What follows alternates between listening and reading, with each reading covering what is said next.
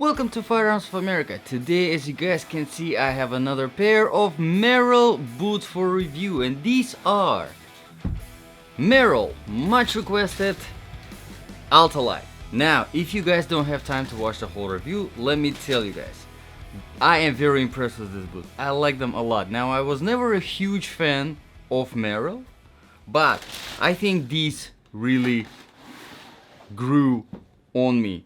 Their lightness, their comfort level, the features that they offer, and more or less acceptable price, which is currently $149 on Amazon. The link is in the description below if you want to check it out.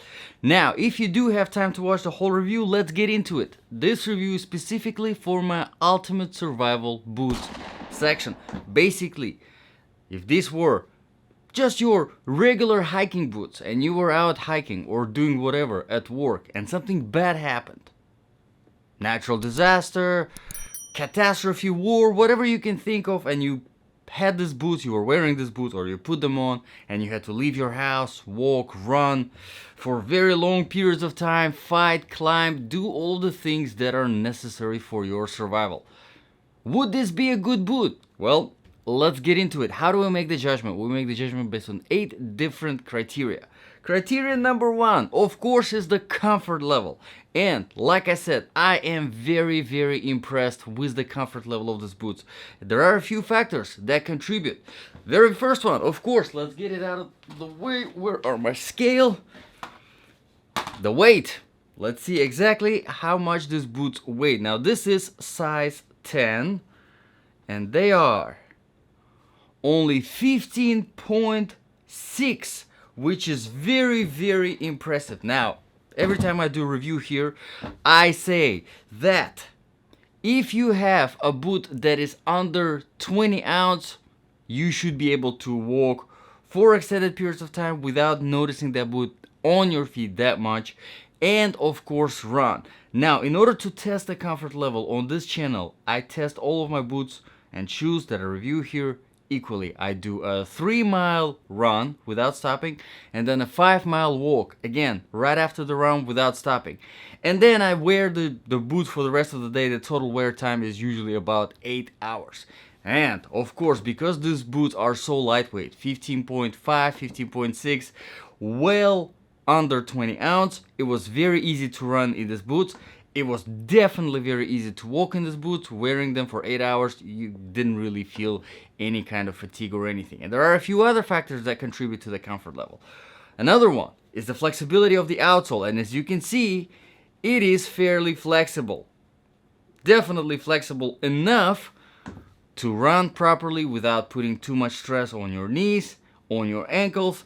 There's another thing that I wanted to point out, which I was a very big fan of, is besides the outsole, the inner sole. Now, if you look at it, if you touch it and mess with it, you're not gonna really find a lot of cushioning or anything like that. But because it has a very nice shape to it, as you can see, there's a good arch support, there's a good heel pad that kind of prevents your foot from sliding around.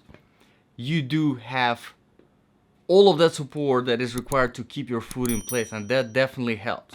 But besides that, there's another layer of cushioning on the inside after you take out the insole. Very jelly feel, and that also helps by a lot to kind of absorb that impact, especially from running.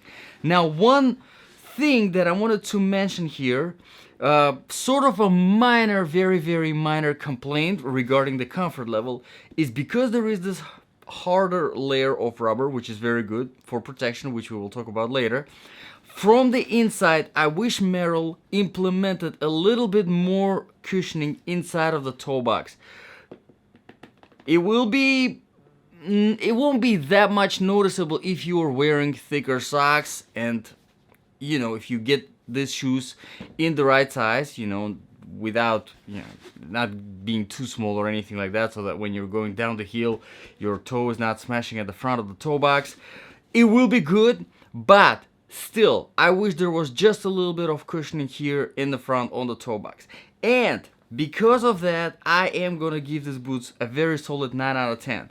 Very well worth 10 out of 10, except this one minor little thing, which again you can solve it if you're buying these boots, which I mean they're definitely worth it.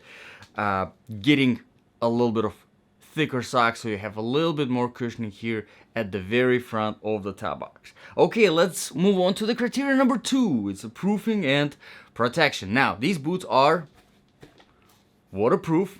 Now, not GTX, not Gore-Tex waterproofing, nothing special, just Merrell's own waterproofing technology, which I did not have any problems with. Definitely does work. You probably already noticed that the tongue is gusseted, although one of the bigger complaints that I wanted to point out with these boots is, Merrell, guys, look, you have that much more space, or at least this much more, at least a whole inch of the shaft. Why didn't you do the tongue gusseting on this level, on a little bit higher? You could have made it the whole inch more waterproof just by implementing taller gusseting on the tongue. I'm not sure why you guys did that, but whole inch is gone. I just don't understand. What is the purpose of having, besides really the ankle protection, of having a mid-size boot if the waterproofing in that boot is, you know, a regular shoe size? Yeah. But speaking of the protection, now, as I have already mentioned, at the toe box, as you can see, there's a very nice layer of rubber, which is fairly hard, definitely adds up to the protection, will protect you from some minor impact.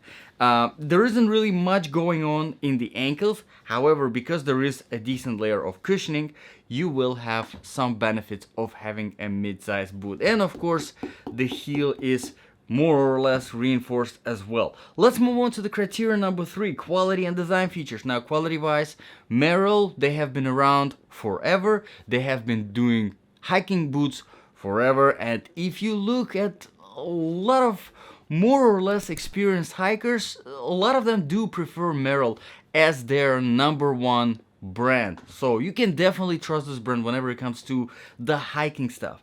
And speaking of the design features, one thing I usually talk about in this particular section is, of course, the lacing system. And as you can see, you probably already noticed, there are 5 pairs of closed hooks, 2 pairs of open hooks, which are actually metal, which is good, you know, doesn't really matter. Never had a problem with heavy duty plastic hooks, but some people just do prefer metal hooks.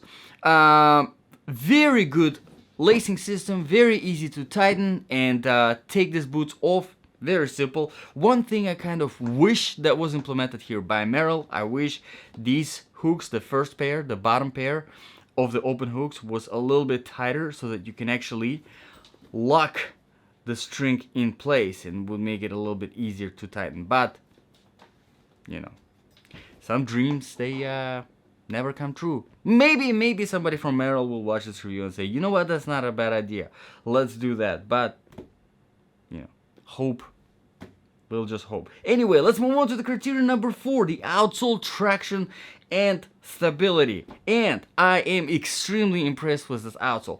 I think, you know, there are a lot of boots with a very similar outsole.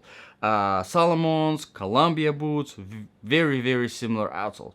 And I think this is the best kind of outsole that you can possibly get. It's very simplistic, as you can see, and it has a very good balance of aggression and flatness. Now, in order to test the outsoles of all my boots that I review on this channel, whenever I do my walk and the run, I do it on a variety of different surfaces, starting from older asphalt, going to newer tarmac, and then a dry sand, wet sand, dry grass, wet grass, rocky road, some trail surface, and of course finishing up with some shiny surfaces like marble and tile. Now, outsole like this, and this specific outsole, performs absolutely fantastic on literally anything you can throw at it. Literally you can possibly throw at it, because it has a very good balance of flatness, as you can see, which helps on surfaces like sand, where you don't want to dig in that much, and at the same time, aggression, which helps on slippery surfaces,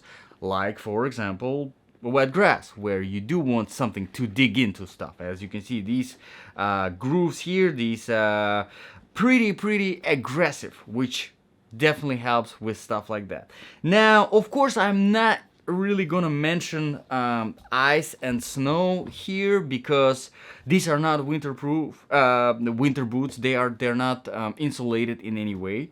But overall, very good outsole. And I mean, they are waterproof, so you know, if you wear them with insulated socks, you probably can wear them in the winter as well. Because this, I'm pretty sure this will handle pretty good on the snow and ice as well. Okay, so let's move on to the criteria number 5, which is the temperature. Now, I have tested these boots in Florida heat, about 100 degrees. Did not overheat at all, so they're very nice, very light, very breathable. As I've mentioned already about winter, colder temperatures, they're not really designed for cold temperatures. They're not insulated in any way, although they are waterproof. So if you get some insulated socks and you want to try them in the winter, should be able to handle, and the outsole is very practical and should be pretty good on snow and ice. Keep that in mind. Let's move on to the criteria number 6 very quickly, the sizing. Now, no problems with the sizing. They are true to the size, and I always get my boots in half a size bigger. So I'm all my shoe size, sneakers, shoes, they're 9.5, and I always get my boots in 10, half a size bigger. Just a good suggestion, advice that I got from much more experienced hikers than I am. Definitely helps whenever you're going down the hill. Basically prevents, if you have that a little bit of that extra space, definitely prevents your toe from smashing into the front of the toe box and saving you from unnecessary fatigue. Definitely helps. Now, let's move on to the criteria number 7, balance of application. So, if this really was the ultimate survival boot that you were wearing, something bad happened, would this be a good boot to survive it? Overall, I think it's a fantastic boot. It's very comfortable, very lightweight, easy to run, easy to move around, does not restrict your movement or anything like that. And for me, this is really my personal preference.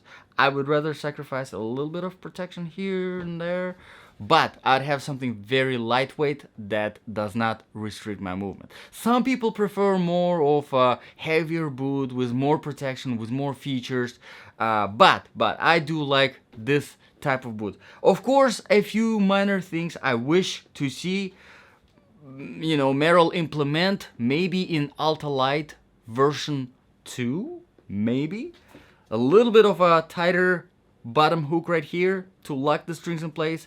A little bit of a 1-inch taller tongue gusseting to give you more waterproofing, because after all, you do have all that space. Why not? And a little bit of more cushioning at the toe box from the inside, just to kind of give you a little bit of that extra protection from fatigue from this harder rubber that is on the toe box. Other than that, I think absolutely fantastic boot. And of course, if you're just looking for a boot for your regular hiking needs, this is definitely a great option, and I would say easily in my top 10 of all the boots that I have reviewed on this channel, just because it's that much to my personal preference. And the very last criterion here that we're gonna mention is, of course, the price. The price is currently $150 on Amazon. Like I said, the link is in the description below if you want to check it out. Sometimes they change prices, sometimes they have discounts, so make sure to stay up to date on that if you want to buy this boot. However, I wanted to mention that there are a few other good boots in that price range that I have reviewed on this channel, like for example Salomon Ultra X3 Mid GTX. Check them out, they're pretty much the same price, and they are pretty good as well. So you never know. Thank you very much, guys, for watching this review. Let me know in the comments what you think about these boots. Would you consider them for your ultimate survival? Would you consider them for your main hiking boot? If you found this review useful, please consider subscribing. A lot more reviews are coming this way. This was Firearms of America. I'll see you guys in the next video.